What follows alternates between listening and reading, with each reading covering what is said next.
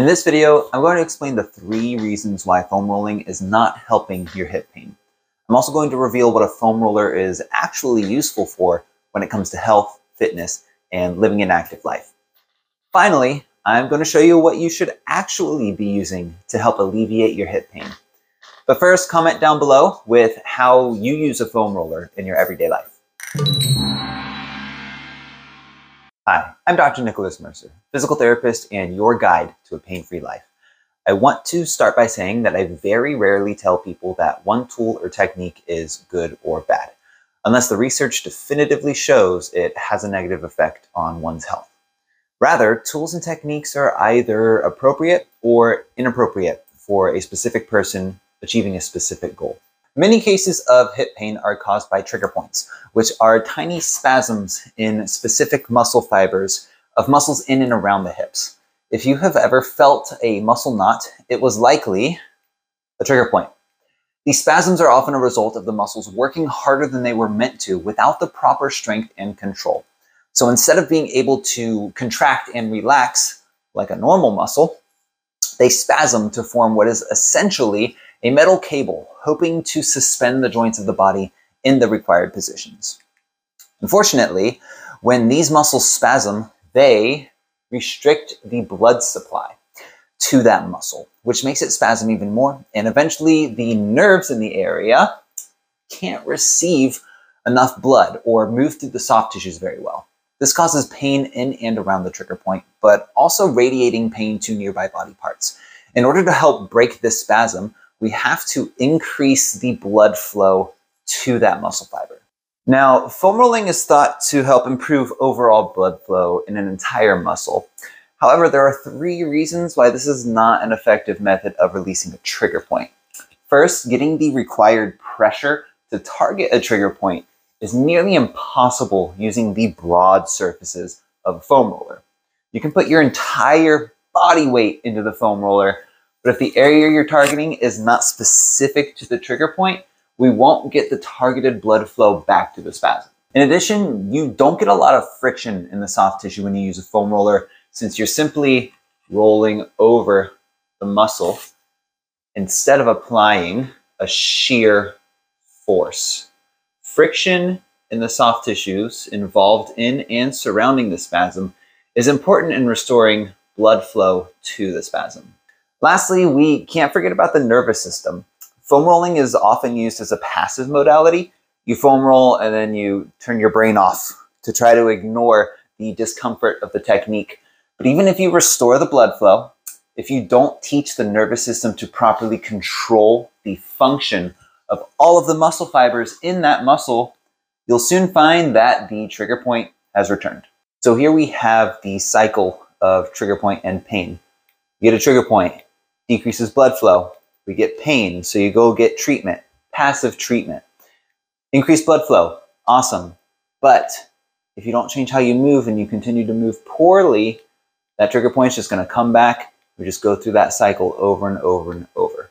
Basically, without the proper input of specific pressure into the trigger point, combined with movement of that muscle, you'll be unable to identify what muscle fiber needs to be regulated in order to work together with the surrounding muscles. Simply put, foam rolling does not give your brain sufficient input to fix your movement problem and therefore break the trigger point spasm.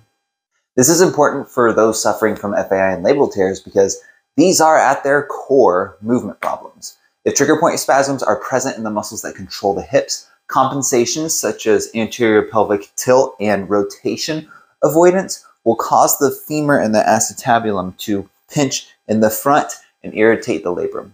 Before we get into what you should be using and doing to get relief from hip pain caused by trigger points, let's look at how a foam roller can be used effectively.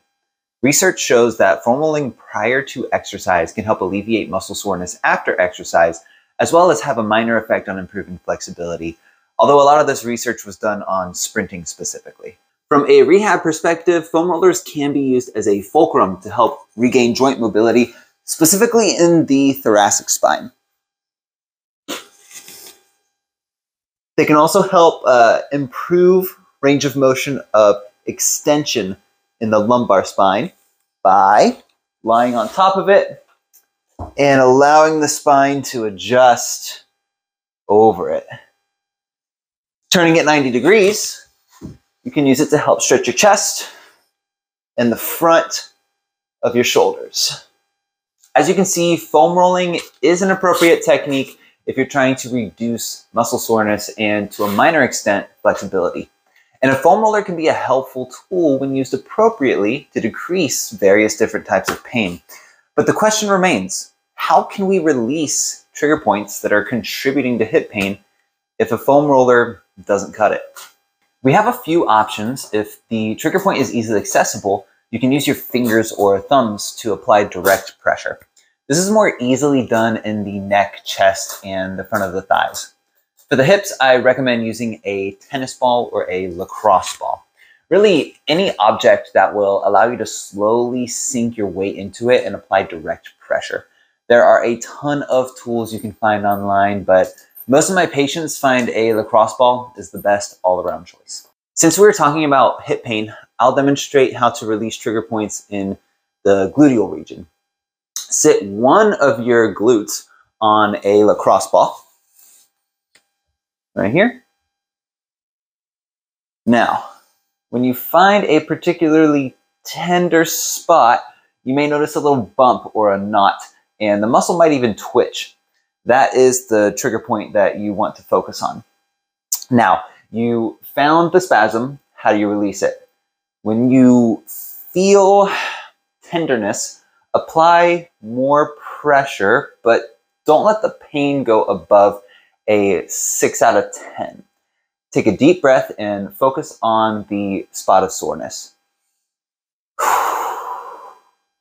Now, allow that muscle to relax and melt over the ball like soft butter.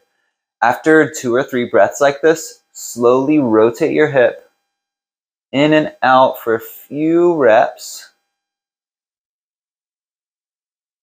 Then try to bring the knee up and down for a few repetitions. This helps restore the blood flow, apply friction, and teach the spasmed muscle fiber to relax and allow the supporting muscles to help. Now, there are common areas where trigger points tend to present, but everyone is a little different, and the muscle you saw me working on might not be a problem for you.